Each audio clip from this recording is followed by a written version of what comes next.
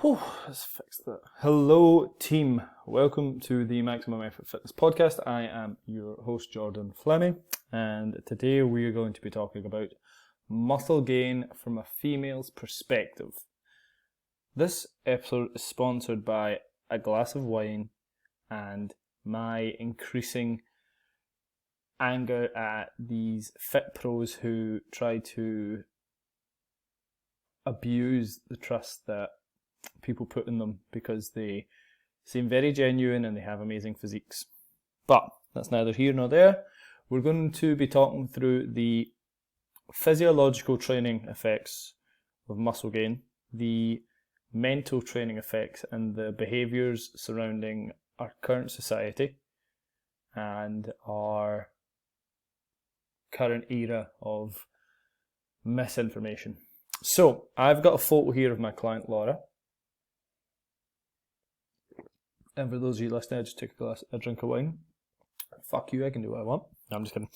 This is a photo of my client Laura. Now, if you don't know who Laura is, she began working with me way back, the November of 2018. And she came to me with scoliosis at the spine, back pain. She couldn't really walk, basically, because it was too sore, because her muscles were weak and they weren't supporting her spine. There's a photo of her at her beginning where she didn't really have any muscle mass, and then there's a photo of her looking jacked as fuck. So if you want to, you should check this out on YouTube. Just Google the Maximum Effort Fitness Podcast, female muscle gain, and you'll find it. But I wanted to talk a little bit about the process behind it. So we're going to start with the physiology of muscle gain. It's not actually different for males and females. It's more important that females have consideration for the mental side of it, but I think it's important that we take that into consideration when we're talking about this. So, muscle is built from protein. Okay, so that's why you need to eat protein. It's built from protein, and it is denser per square meter or square centimeter than fat. So when you see someone that's very muscular or very toned and they have a lot, or they weigh a lot but they don't look like they weigh a lot, it's because the muscle is denser than fat. Not that it weighs more, a kilo is a kilo, but definitely muscle always looks better than fat. I understand that can be taken the wrong way when we're talking about size. Alright, so how do we build it? Well, muscle building is a signaling process, which means that it doesn't come from dieting per se. Dieting and eating the right foods will help the process, but it is a signaling process. You tax a muscle close to failure with really good technique and sets of 5 to 30 repetitions for about 10 to 20 sets per week, and that's across body parts. You tax them, and then you eat, you sleep, you recover, you build muscle over time. That is the basics of it. There's more detail to be noted, but for the most part, that's all that matters for the person listening to this, is train hard in the 5 to 30 rep range for about 10 to 20 sets per muscle group per week. That's the physiological part of it. Of course, very good technique, controlled range of motion, focusing on compound movements because they stimulate more muscle fibers. More muscle fibers stimulated means more chance for growth for the most part, and sprinkle in some accessories. But don't do glute kickbacks for sets of 50 and think that you're going to be growing muscle, is what I'm trying to say. Now, physiologically speaking, that's kind of the basics of it. It's more the mental side of things for females that can get quite daunting. The idea that lifting weights will make you bulky and unattractive is just plain wrong. And what I want to address with this is that it goes back to the 70s. So basically in the 70s and the 80s, gyms were full of men, but they were empty and devoid of females. And these marketers and these gym owners looked at it and said, well, we're missing out on 50% of the population. We're not making money. How can we attract females to the gym? So they came up with the idea of toning a muscle. And they started spinning webs and lies around the idea that you have to train in a certain way when you're female, and you have to train in a certain way so that you tone muscles and you don't make them big and bulky. And this ended up in the general media sphere, so that in these magazines, like I guess Hello magazine, and it's honestly the only female magazine I know. It's only the only magazine I know, to be honest. Oh, Men's Health, that's terrible, don't read that. But in Hello magazines and their ilk, we got these people who were in fantastic shape. Whether that's naturally, whether that's, assisted via steroids, we'll never know. Well, we will, because they're morons and their training doesn't achieve the results that it says it does. But I digress. These people benefited and profited off of your fear. Your fear that you were not worthy enough, that your body wasn't worth enough, which I'm just saying categorically, however you are, as long as you're happy, your body's worth it. But they sold you these skinny teas, these workout home programs, these booty builders, these things that were not only ineffective, but then made you feel like a failure because they sold you something that was never going to work in the first place. Because muscle is an incredibly, incredibly difficult thing to build. And this is something I've went on my social media this week, but muscle building is like biking uphill. It's difficult. It requires a lot of effort. It requires a lot of persistence and patience. It's difficult. And you have to get a lot of ducks in a row to nail it. Fat loss is so easy when it comes down to it biologically. Of course, there's many factors that affect you mentally, but in essence, you just have to be in an energy deficit. And energy is food plus movement. So if you eat less and move more, yes, you will lose weight. But there's so many psychological things around it, and there are biological factors that make you stop doing that. But if you are in a calorie deficit, you will lose weight. There is no way that you can't do it. E equals mc squared. Matter cannot be destroyed, only manipulated and changed. It's a physical law until aliens come down and break our ideas and our concept of what the laws of physics are from the fifth dimension. But, well, that's a podcast for another day, and a lot of MDMA and acid.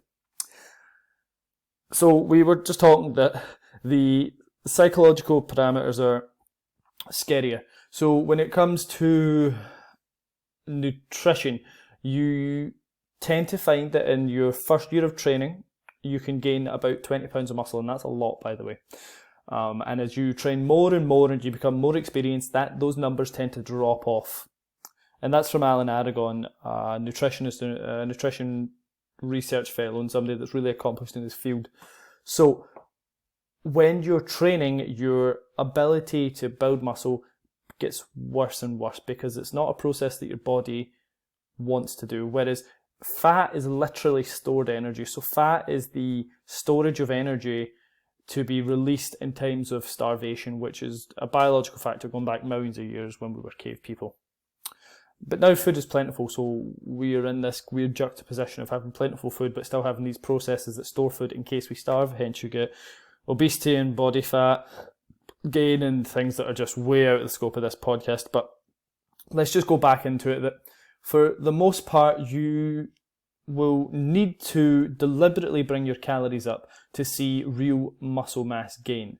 Now, I'll just give you an example of Laura here, because Laura done a successful diet and a successful mass phase, and then another diet to bring her to her current condition on the left.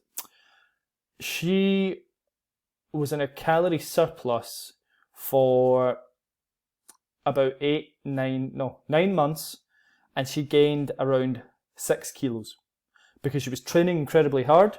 She was prioritizing her nutrition with protein first, then carbohydrates, then fats, and that's a process called de novo lipogenesis. Is the creation of fat from different cells. So I could be wrong about this. One of my MNU team can correct me on this, because I'm not quite sure. I'm not on that lecture yet, but I bear in mind that this is I'm about the right ballpark. So basically, protein is really difficult to turn it into fat, so your body doesn't want to do it. Then carbohydrates are more difficult to turn into fat. Your body would rather use them for other things. Fat is ready to be stored as body fat. Dietary fat is ready to be stored as body fat when in a calorie surplus, and that means being in an energy surplus. Remember what we talked about? Eating more than you need, that's what we're speaking about. So she was in an energy surplus for about 9 months and gained 6 kilos because of the different processes that go through the body when you're in that surplus. Your body doesn't want to be in the surplus. It will do lots of different things to bring you back to balance, like heating you up, making you move more, making you twitch, or fidget when you're talking, or just, there's lots of different things it does. It's not worth going into, but you just need to understand that it does. However, when it's in a deficit, it will take energy from the easiest store that it can. Now, if you're not training and you're very muscular, it will break down protein first, but Laura was training regularly. So the body then went to its next source of energy, which was body fat, and it brought it down, and then she looks like she does on the left. So what I'm just trying to get at with that is that there's some real issues mentally, I understand, with gaining weight. But if you are serious about developing muscle mass in the long term, a calorie surplus, even just 100 to 300 calories, can just be that extra bit to help you recover a bit more. And I just wanted to make this podcast, and I just wanted to make this video to highlight that, because a lot of people are scared of it and they don't understand the processes of it. So I hope this has been really, really beneficial, and I would be remiss to end this without showing you another one of my clients, Erica. Now, this is just a photo of her last July, perhaps August, when we started working together, and then one from the other day that we took. And Erica hasn't specifically chased any particular dietary mode, whether that is a surplus or a deficit. She's probably maintained for the most part. But when you're a beginner, you can maintain and make fantastic progress. You really can. And I just wanted to highlight that it can happen, but it is for people who really do want to see larger muscle gains, hedging your bets. You could be one of the lucky few who will drop a lot of body fat and build muscle like Erica here, or you might just see okay results. So in my opinion, as a coach and as someone who's struggled with this themselves and spent years spinning their wheels and trying to lose body fat and gain muscle at the same time, commit to one process. Have some form of oversight, have somebody watching over you to keep you on the path and to not let your mindset take over, and you will see amazing results. So folks, I hope you've enjoyed this video. Please share it where you can, YouTube, Spotify, Anchor, wherever it's uploaded. If you feel like this has helped you realize the difference between actually chasing muscle gain goals and the fear of gaining fat. And of course, if you have any questions, you can get me here on Instagram, Jordan Fleming Fitness, Fleming with 1 M. You can email me. My email will be down below. You can get in touch with me through Facebook. There's all different manners of ways of getting in touch. So if this did help you, please let me know. Please share it, and let's dispel the myth of weight training for females. Thank you so much, folks. Have a wonderful day, whatever you're doing, and take it easy.